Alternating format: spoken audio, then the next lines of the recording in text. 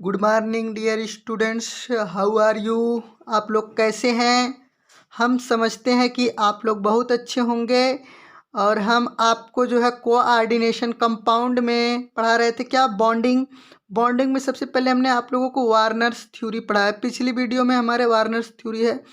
अब हम आज की वीडियो में आप लोगों को वैलेंस बॉन्ड थ्योरी पढ़ाएंगे। वैलेंस बॉन्ड थ्योरी वीवीटी क्या होती है, और नेक्स्ट वीडियो में क्रिस्टल फील्ड थ्योरी। तो जो आपको वैलेंस बॉन्ड थ्योरी है, यह मैग्नेटिक प्रॉपर्टी जो आपकी है, मैग्नेटिक प्रॉपर्टी ऑफ कॉम्प्लेक्स और शेप के बारे में एक्सप्लेन करेगी। तो हम बिना टाइम वेस्ट की वीडियो को शुरू करते हैं। आप लोगों को आज पढ़ाते हैं क्या, वैलेंस बॉन्ड थ्योरी।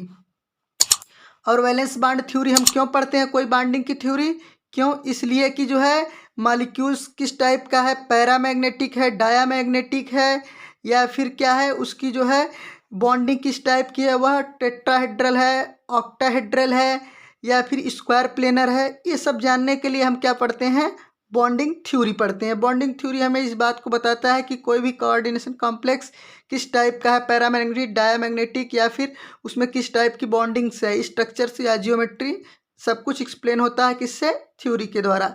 तो इस थ्योरी में हम पढ़ेंगे क्या, valence bond theory of coordination compound. लिखा है क्या, valence bond theory of coordination compound, आपके सिलेबस में है। तो यहाँ पे हम शुरू करते हैं।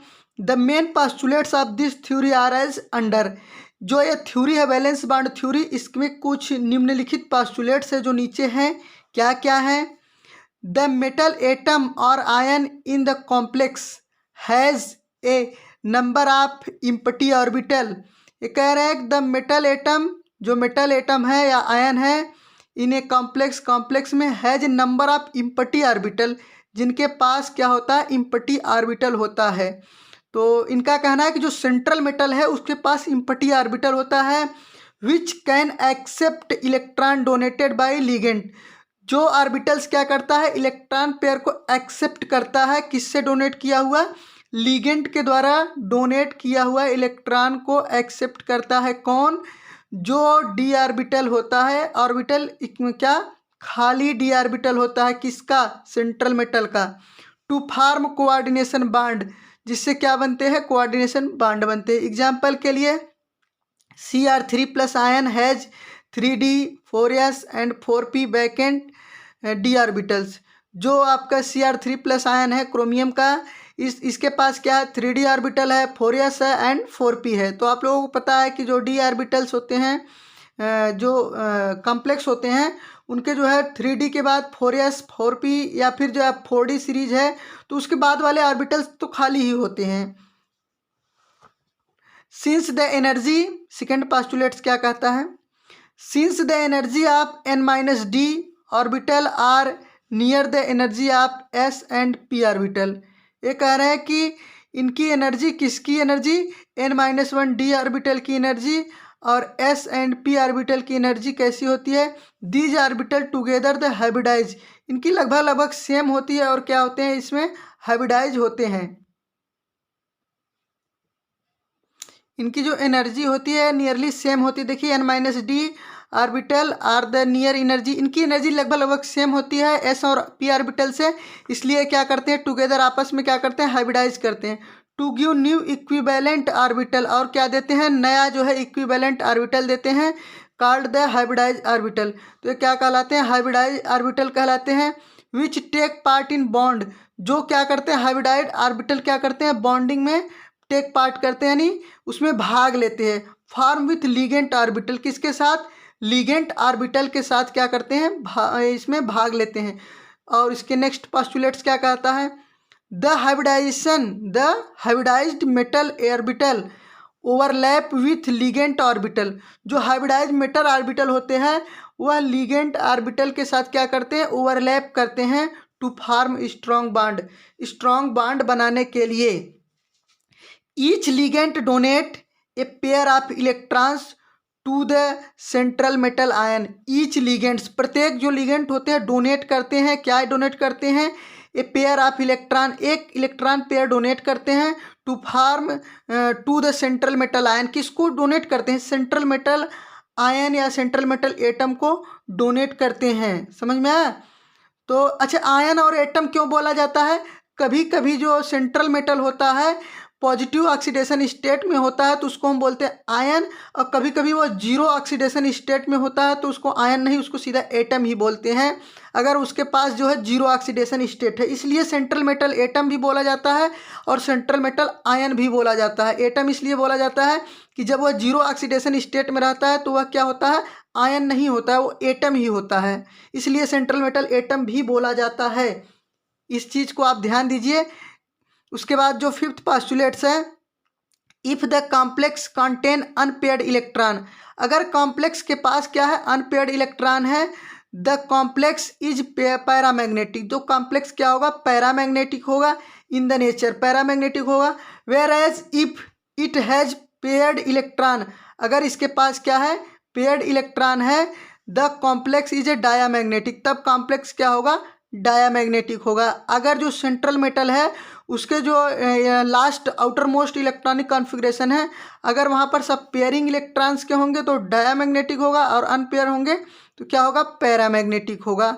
नेक्स्ट क्या है, the non bonding metals, the non bonding metal electron, जो नॉन बॉन्डिंग मेटल इलेक्ट्रॉन है present in the inner orbital, present in the inner orbital do not take part in a chemical bonding.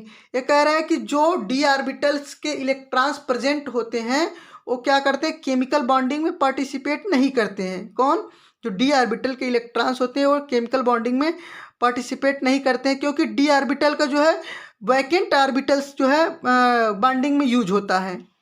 Next क्या है, under the influence of strong ligand, जो strong ligand है उनके influence में the electron can be forced, electron क्या करते हैं, forced हो जाते हैं, मतलब फोर्स टू पेयर, उनके अंदर पेयरिंग होती है आप against the Hund rule, Hund rules के against of the maximum multiplicity either n-1 D inner orbital और आउटर nd ऑर्बिटल में be used to for hybridization, या तो क्या होते हैं n-d ऑर्बिटल हाइब्रिडाइजेशन में यूज होते हैं या nd ऑर्बिटल यूज होते हैं, यह किसके ऊपर डिपेंड करता है, या किस लीगेंट के ऊपर डिपेंड करता है। अब हम कुछ एग्जांपल्स लेके आप लोगों को एक्सप्लेन करेंगे कि किस तरह से इसका जो है एक्सप्लेनेशन होता है वैलेंस बॉन्ड थ्योरी का। तो आप यहाँ देखिए, जैसे जो आप लोगों ने अभी पढ़ा उसका जो है हम एप्लीकेशंस आपको दिखाते हैं। देखिए, this theory are explained by the taking the following example, following example से हम इसकी एक्सप्लेनेशन करते हैं। फॉर्मेशन ऑफ CrNH3 6 आयन, क्या है CrNH3, और यहाँ पर आप देख सकते हैं कि जैसे CrNH3 है तो 3+ है, इसका मतलब है कि 3+ NH3 क्या है, इसमें के पास कोई चार्ज नहीं होता है, तो जो 3+ चार्ज है क्रोमियम का ही चार्ज है। तो आप देखिए 24 chromium ground state configuration, ground state में इनका जो कॉन्फ़िगरेशन है 3D 4s 4p, 3D 4s 4p, तो 3D में कितने इलेक्ट्रॉन है, 1 2 3 4 5, 4s में क्या है 1 इलेक्ट्रॉन है। और इसके बाद नेक्स्ट क्या होता है, जब ये 3+ ऑक्सीडेशन स्टेट में है, 3+ ऑक्सीडेशन स्टेट में है तो इसमें से 3 इलेक्ट्रॉन निकल जाते हैं। देखिए 1 2 3, देखिए अब क्या हो गया, ये 0 एक खाली हो गया, ये भी खाली हो गया, ये भी खाली हो गया। नेक्स्ट स्टेप में क्या होता है, अब देखिए कॉम्प्लेक्स कैसे बनता है, CrNH3 6 3+ कॉम्प्लेक्स। अब इनका जो खाली ऑर्बिटल्स है, इन ये दोनों एक 6 हो गए, 6 ऑर्बिटल्स जो खाली हुआ है यही क्या करेंगे, हाइब्रिडाइजेशन में पार्टिसिपेट करेंगे। आप कहेंगे सर आप कैसे मतलब 6 ले लिए, तो 6 इसलिए ले लिए कि यहाँ पर जो है 6 लीगेंट है तो 6 वैकेंट ऑर्बिटल इनके लिए चाहिए, इसलिए हमने 6 लिया है। और हमें ज़रूरत पड़ती तो 4p के बाद 4d भी बचा हुआ है, हम उसको भी ले सकते थे, और अगर रिक्वायरमेंट होती है तो उसको भी लिया जाता है। तो यहाँ पर देखिए 2 ये क्या बने, 1 2 3 4 5 6 ये मिल के क्या किए, हाइब्रिडाइजेशंस किए, और D2sp3 हाइब्रिड ऑर्बिटल बनाया। क्यों D2, क्योंकि D के 2 है, उसके बाद S के 1 है, फिर P के 3 है, D2sp3 हाइब्रिडाइजेशंस हुए। और उसके बाद कितने 6NH3 इसी तरह क्या किया, अपना अपना जो है एक एक लोन पेयर क्या किया, इनके साथ डोनेट करके बॉन्डिंग कर लिए, यही इनकी है बॉन्डिंग्स। अब मैग्नेटिक प्रॉपर्टी क्या है एक्सप्लेन है इसमें। देखिए यहाँ पर 3 अनपेयर्ड इलेक्ट्रॉन है तो क्या है, पैरामैग्नेटिक है, क्या है, पैरामैग्नेटिक है। जियोमेट्री कैसी है, ऑक्टाहेड्रल है। क्यों? क्योंकि इनके पास जो है 6 लिगेंट है। 6 लिगेंट होती है तो जियोमेट्री क्या होती है? ऑक्टाहेड्रल होती है। और उसके बाद स्ट्रॉन्ग फील्ड लिगेंट रहते हैं, जैसे ये क्या है, जो स्ट्रॉन्ग फील्ड लिगेंट रहते हैं वह इनर 3D ऑर्बिटल्स को यूज करते हैं, इनर वाला। और जो वीक फील्ड रहते हैं पी के बाद 4p वाला 4D वाला ऑर्बिटल यूज करते हैं। जैसे स्ट्रॉन्ग में Cn-NH3 और CO लिगेंट है। ये क्या है? एक स्ट्रॉन्ग फील्ड लिगेंट है। और नेक्स्ट आपको एक्सप्लेन करते हैं दूसरा एग्जांपल लेके। जैसे यहाँ पर देखिए इसका फॉर्मेशन ऑफ FeCN6 3-।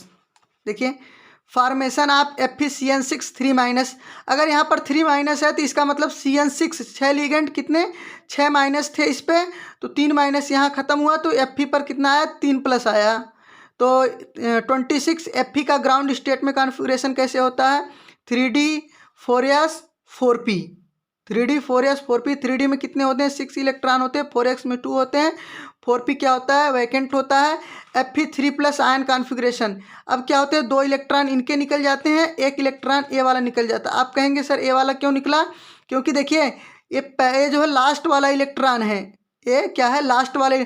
पहले तो 4s भरेगा, 4s के बाद क्या भरता है? 3D भरता है। 4s के बाद 3D भरता है, या फिर आप 3D के बाद 4s भरो तो D में कितने इलेक्ट्रॉन है? 6 है। तो पहला, दूसरा, तीसरा, पाँचवा, छठवां इलेक्ट्रॉन यही है, मतलब छठवां इलेक्ट्रॉन है तो छठवां ही जाएगा। यहाँ से ये दोनों चले गए, बस ऐसे समझ लीजिए। उसके बाद जो है एक क्या हो गया? देखिए इस तरह का कॉन्फ़िगरेशन हो गया। यहाँ से 2 खाली हो गए, यहाँ से 1 निकल गया। अब क्या है?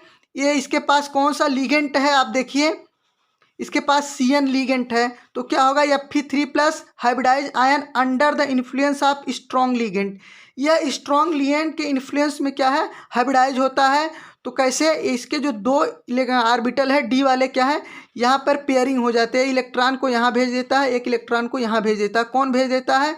जब स्ट्रॉन्ग फील्ड लिगेंट आता है तो क्या करता है? अंदर वाले D ऑर्बिटल को यूज करता है, जिसे इनर कॉम्प्लेक्स बोलते हैं। किसको? इनर कॉम्प्लेक्स बोलते हैं। तो ये क्या कर दिया? पेयरिंग करा दिया और एक अनपेयर्ड रह गया। अब क्या करेगा? ये इनको यूज करेगा। कितने यूज करेगा? 6 ऑर्बिटल सब यूज करेगा। क्यों? क्योंकि 6 लिगेंट है। कितने? 6 लिगेंट है तो 6 वैकेंट ऑर्बिटल चाहिए। अब देखिए 2 इसका लिया, 1 इसका, 3 इसका, हो गए 6। अब क्या किया? ये D2sp3 हाइब्रिडाइजेशन हो गया। D2 क्यों? पहले यहाँ D है, फिर S है, फिर P3 है। क्या? ये D के 2 है, S के 1 है, P के 3 है। D2sp3 हाइब्रिडाइजेशन हो गया और इस तरह बन गया D2sp3 हाइब्रिड ऑर्बिटल।